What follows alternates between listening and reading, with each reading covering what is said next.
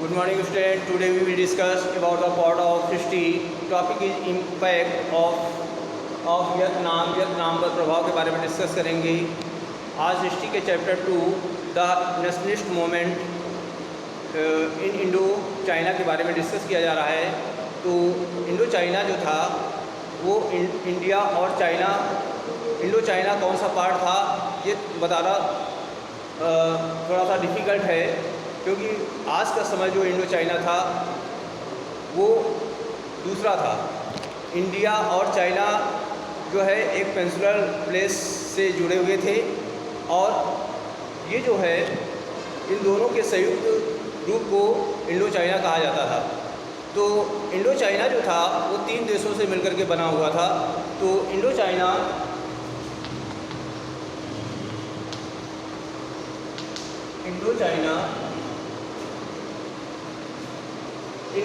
the modern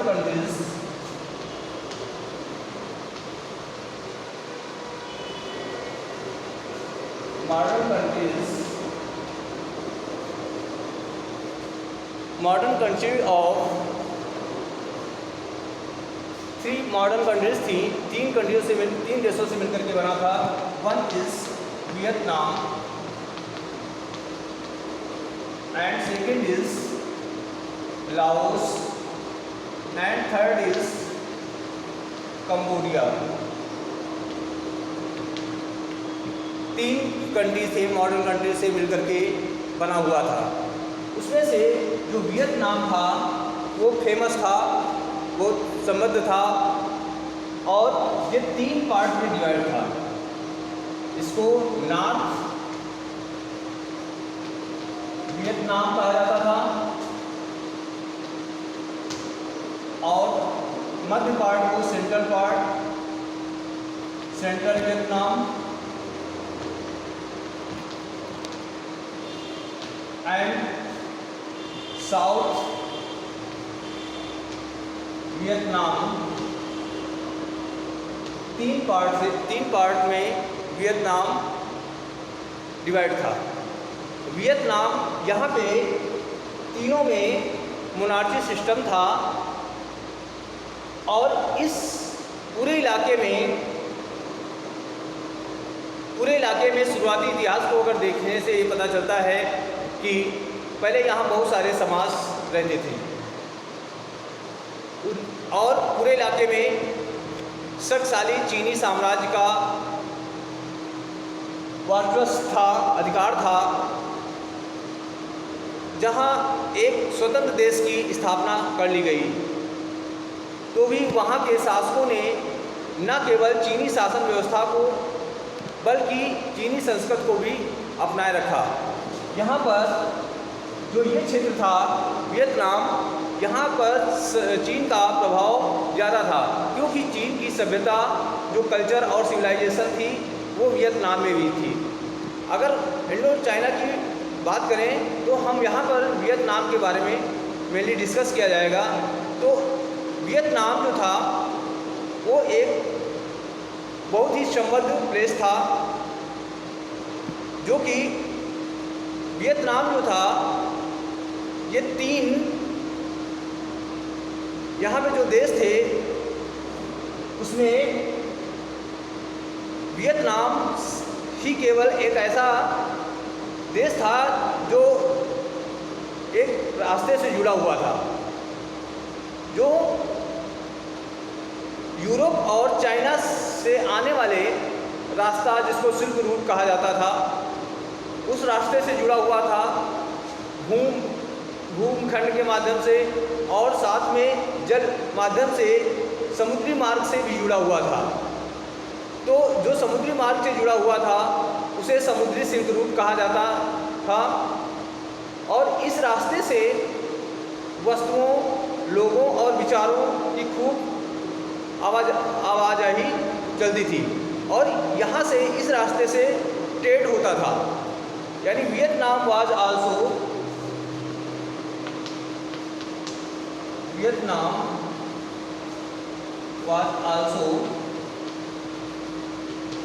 linked to what has been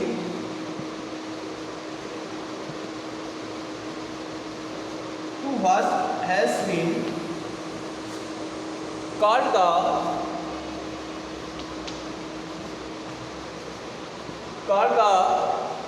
maritime Silk Route. Maritime Silk Route. Maritime silk route के नाम से पुकारा जाता था, जो कि ब्रॉड इन गुड्स, जहाँ से वस्तुओं, लोगों और विचारों का आदान प्रदान होता था। व्यापार के अन्य रास्तों के माध्यम से जो वियतनाम था उन दूर दूर इलाकों से जुड़ा हुआ रहता था, जहाँ गैर वियतनामी समुदाय भी रहते थे। गैर वियतनामी समुदाय कौन कौन से रहते थे? जैसे खामेर थे,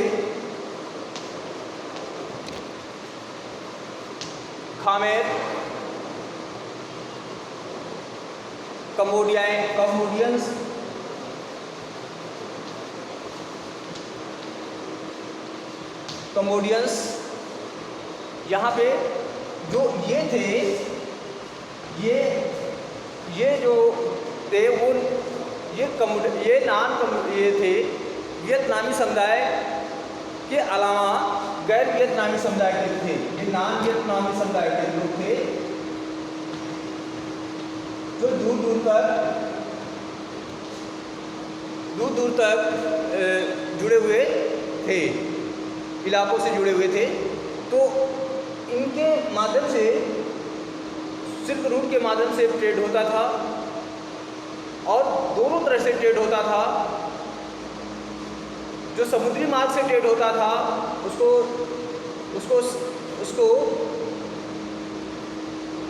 समुद्री मार्ग से जो ट्रेड होता था उसको कहा जाता मैरीटाइम ट्रेड, और जो लैंड से ट्रेड होता था उसको सिल्क लैंड रूट ट्रेड कहा जाता था। तो अब चूँकि इंडो चाइना जो था वो यूरोप से जुड़ा हुआ था, यूरोप से कनेक्टेड था, दो तरीके से कनेक्टेड था, और इसीलिए जो है फ्रांसीसियों ने वियतनाम को अपना औपनिवेशिक शासन यहाँ पर स्थापित किया। औपनिवेशिक शासन क्या होता है कि जैसे या कॉलोनियल शासन होता है, उसमें क्या होता है कि जैसे अपने इंडिया में जो अंग्रेज भारत में आए थे तो उन्होंने इंडिया को एक कॉलोनियल एरिया बनाया था, औपनिवेशिक शासन यहाँ पर स्थापित किया था, क्योंकि ये शासन एक अल्पविकसित उस क्षेत्रों में स्थापित किया जाता था जहाँ पर प्राकृतिक संसाधन, नेचुरल रिसोर्सेज ज़्यादा होते थे, और वहाँ पर स्थापित करके और वहाँ के जो नेचुरल रिसोर्सेज हैं उनका अधिक से अधिक यूटिलाइजेशन करके अधिक से अधिक मुनाफा कमाना होता था, जैसा इंडिया में अंग्रेज़ों ने किया था। ठीक उसी प्रकार से वियतनाम में फ्रांसीसियों ने कब्जा कर लिया। वियतनाम कब्जा इसलिए किया जब फ्रांसीसियों ने वियतनाम पे कब्जा कर लिया तो वियतनामियों की ज़िंदगी पूरी तरह से बदल गई। जीवन के हर मोर्चे पर, क्योंकि ये औपनिवेशिक शासन वहाँ पर स्थापित किया तो वियतनाम की जनता ने उसका विरोध किया। जीवन के हर मोर्चे पर जनता का औपनिवेशिक शासकों के साथ एक टकराव होना शुरू हो गया, जिससे कि बहुत सारे संघर्ष हुए। फ्रांसीसियों का नियंत्रण सबसे ज़्यादा तो सैनिक और आर्थिक मामलों में दिखाई देता है, लेकिन वियतनामी संस्कृति को तहस नहस करने के लिए भी उन्होंने सुनियोजित प्रयास किए थे। फ्रांसीसियों ने वहाँ की सभ्यता और संस्कृति को, वहाँ के जो नेचुरल रिसोर्सेज थे उनका अधिक से अधिक यूटिलाइजेशन करने के साथ साथ वहाँ की जो कल्चर और सिविलाइजेशन थी उसको भी उन्होंने नष्ट करने की कोशिश की। तो इससे क्या हुआ कि वहाँ की जो जनता थी और फ्रांसीसी जो रूलर्स थे, उन दोनों के बीच में टकराव हुए, बहुत सारे कन्फ्लिक्ट हुए। तो आई होप जो है ये चीज़ आपको समझ में आ गई होगी। इसके पश्चात फ्रांसीसियों और उनके पार्टनर्स का जो अध्याय, जो एहसास करने वाली हर चीज़ के खिलाफ वियतनामी समाज के हर तबके के लोगों ने उनके विरोध में संघर्ष करना शुरू कर दिया। और जब ये संघर्ष शुरू हुआ तो तभी से वियतनामी लोगों के अंदर राष्ट्रवाद की भावना का डेवलपमेंट हुआ। तो इस तरह से दोनों में यानी वियतनाम और फ्रांसीसियों के बीच में कन्फ्लिक्ट हुए, संघर्ष हुए, और वहाँ की फ्रांसीसी जो व्यवस्था थी, कॉलोनिकल सिस्टम था, उसको वहाँ वियतनाम से हटाने का प्रयास किया गया। तो इसी के परिप्रेक्ष्य में फ्रांसीसियों को उपनिवेश की ज़रूरत क्यों पड़ी थी, यानी फ्रांसीसियों को उपनिवेश की ज़रूरत क्यों पड़ी थी।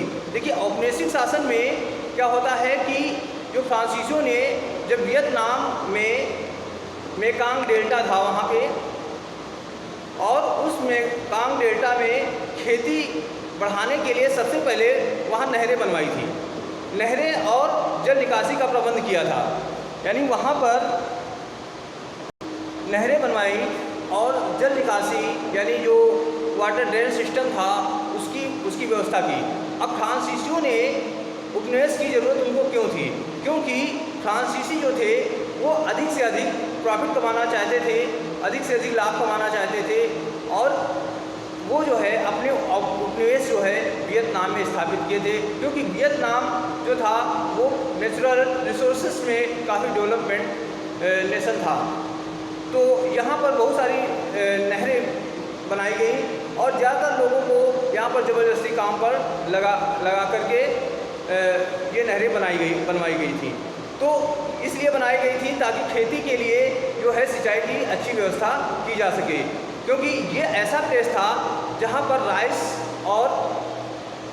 और रबर का अधिक से अधिक प्रोडक्शन हो सकता था।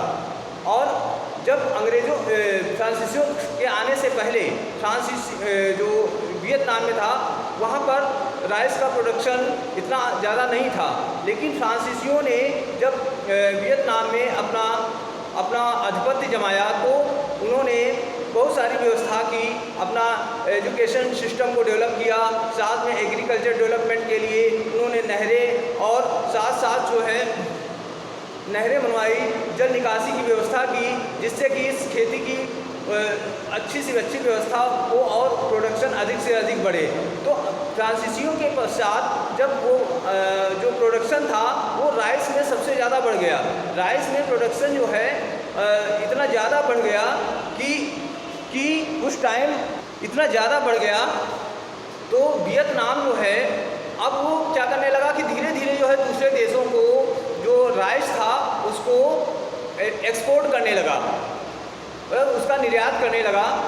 तो अब जो है 1873 में चावल की खेती केवल अब जो है 1873 में चावल की खेती केवल जो थी वो चावल की खेती 2,74,000 हेक्टेयर किलोमीटर की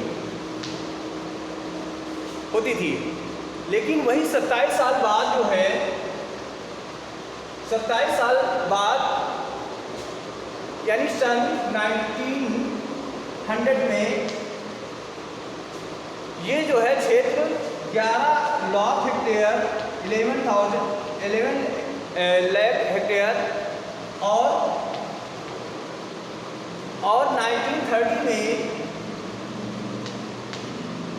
1930 में बढ़ करके ये 22 लाख यानी 22 लाख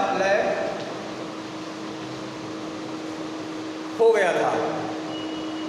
इतना राइस में इतना ज़्यादा ग्रोथ हुई कि अब जो है वियतनाम का 2/3 चावल का जो निर्यात था वो अंतर्राष्ट्रीय बाज़ारों में, यानी यहाँ इसका जो है 2/3 जो राइस था वियतनाम का टोटल प्रोडक्शन का 2/3% राइस जो है था वो अंतर्राष्ट्रीय बाज़ारों में होने लगा। और 1981 तक 1931 तक वियतनाम दुनिया में चावल का सबसे बड़ा निर्यातक बन चुका था। यानी ये जो है 1931 तक वर्ल्ड थर्ड लार्जेस्ट कंट्री जो है एक्सपोर्ट में बन गई थी। तो इस तरह से जो है यहाँ पे चावल का बहुत ज़्यादा प्रोडक्शन होने से जो है जो फ्रांसीसी थे उनका जो है बहुत डेवलपमेंट हुआ। फ्रांसीसियों ने सिर्फ वियतनाम में एग्रीकल्चर पे ही ज़्यादा से ज़्यादा जोर नहीं दिया, साथ में अन्य जो है सेक्टर्स में भी उन्होंने डेवलपमेंट किया। एजुकेशन में वहाँ पे जो मॉडर्न एजुकेशन व्यवस्था थी उसको भी इम्प्रूव किया। तो इस तरह से जो है धीरे धीरे जो है वियतनाम पर पूरा प्रभाव फ्रांसीसियों का हो गया और धीरे धीरे जो है फ्रांसीसियों ने वियतनाम पर अपना पूरा अधिकार जमा लिया। तो इस तरह से जो फ्रांसीसी थे वो वियतनाम को एक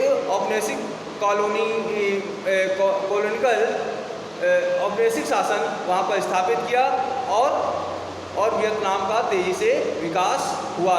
तो इस तरह से जो है वियतनाम पर जो है औपनिवेशिक शासन का या फ्रांसीसियों के आगमन से कितना प्रभाव पड़ा, ये इसके बारे में मैंने डिस्कस किया। तो आई होप जो है ये चीज़ आपको समझ में आ गई होगी। तो आज का होमवर्क है how many countries are Indo China divided. इसके साथ सेकंड क्वेश्चन है in which route was Vietnam connected. Third question in colonisation of Vietnam how to develop of Vietnam. ठीक है, इंडो चाइना कितने देशों में बटा हुआ था। दूसरा क्वेश्चन वियतनाम किस मार्ग से जुड़ा हुआ था। वियतनाम के औपनिवेशिक शासन के दौरान वियतनाम का कैसे विकास हो सका। तो ये क्वेश्चन जो है इसके आंसर सभी बच्चे लिखेंगे और अपना वर्क जो है सेंड करेंगे।